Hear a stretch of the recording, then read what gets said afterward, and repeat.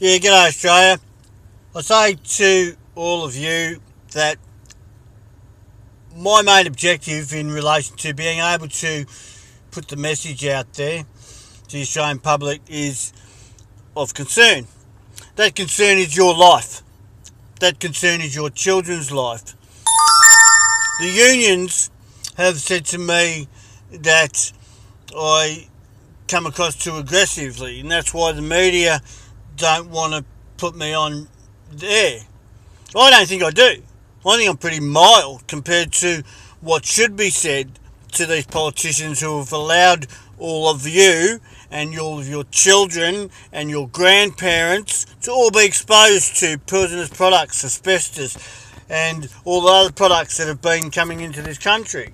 And also on top of that, they're selling your land, they're making it hard for us as Australians in relation to fines and parking fees and registration and government stamp duties and everything else that they've done.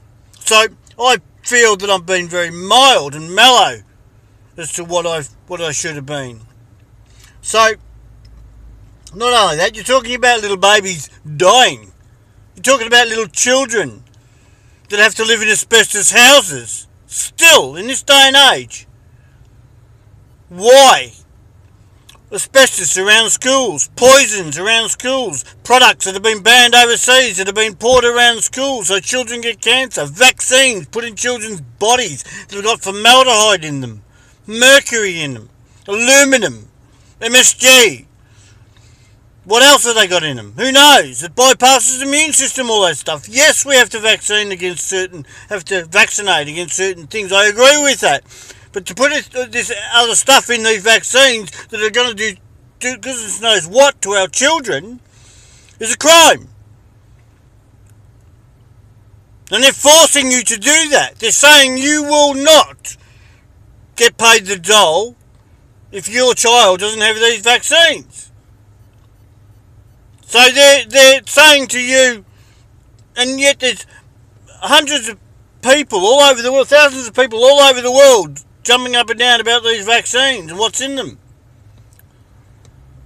Multinational companies that are making a lot of money because the government is forcing people to go on these vaccines. And these multinational companies paying into political bank accounts. Now, is that a question that needs to be dealt with by our policing agencies? The policing agencies are supposed to investigate crime, criminal acts. That is their job. So why then, when such an important issue such as the asbestos is exposing everybody to, even in the police stations, why is police headquarters in Perth, in East Perth, why is that full of asbestos and why hasn't that been removed? It's a police station, for God's sake. The police union chief says to me, well, you know, we've warned our police officers not to go there or not go near it. What? Oh, the building's going to be pulled down. So what? I can only protect my police officers, he said. You know, I can't protect everybody. And I'm not hanging it on him.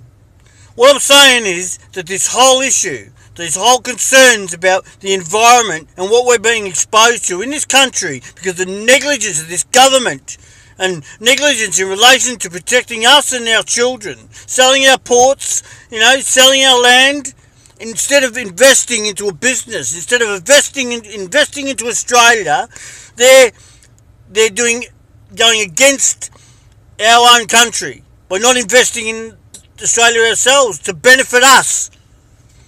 Not selling it off, because in the long run it won't benefit us. In the short term it'll keep them in power and put money in their pockets, but it won't benefit us.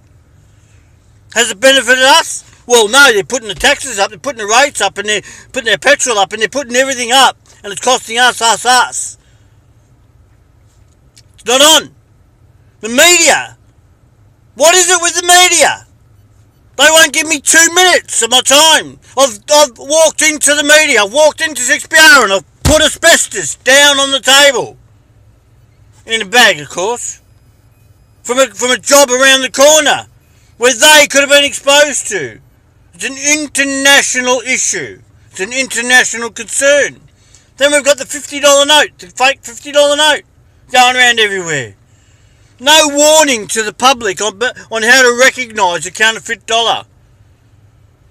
No involvement with the public when it comes to the safety of our dollar, our currency.